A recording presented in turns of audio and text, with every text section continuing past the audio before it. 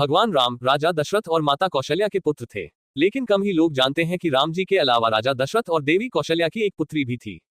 रामायण महाकाव्य राम जी की बहन का जिक्र बहुत कम किया गया है। आइए जानते हैं उनके विषय में। भगवान राम की एक बहन का नाम शांता था, जो चारों भाइयों में सबसे बड़ी थी।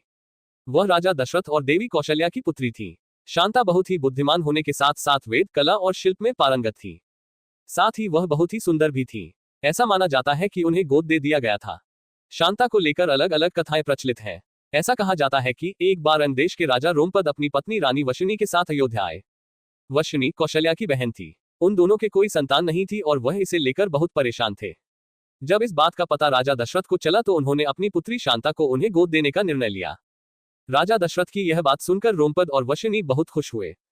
इसके बाद उन्होंने बड़े ही प्रेम के साथ शांता का पालन पोषण किया और शांता अन्य देश की राजकुमारी बन गई। भगवान श्री राम की बड़ी बहन शांता का विवाह ऋषि श्रृंग से हुआ था, जिसके पीछे भी एक कथा मिलती है, जिसके अनुसार एक दिन राजा रोमपद अपनी पुत्री शांता से कुछ बात कर रहे थे। तभी उनके द्वार पर एक ब्राह्मण आया और उसने खेतों की जुताई में राज दरबार की ओर से कुछ मदद की मांग की।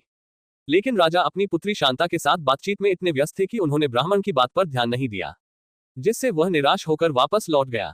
वह ब्राह्मण इंद्रदेव का भक्त था, इसलिए उसकी ये हालत देखकर इंद्रदेव क्रोधित हो गए और उन्होंने अन्य देश में पर्याप्त वर्षा नहीं की। इस कारण राज्य में सूखा पड़ा गया। तब राजा ने वर्षा कराने हेतु यज्ञ करने के लिए ऋषि श्रृंग को बुलाया। यज्ञ परिणाम स्वरूप राज्य में वर्षा हुई। तब राजा ने प्रसन्न होकर ऋषि श्रृंग से अपनी पुत्री शांता के विवाह का निर्णय किया।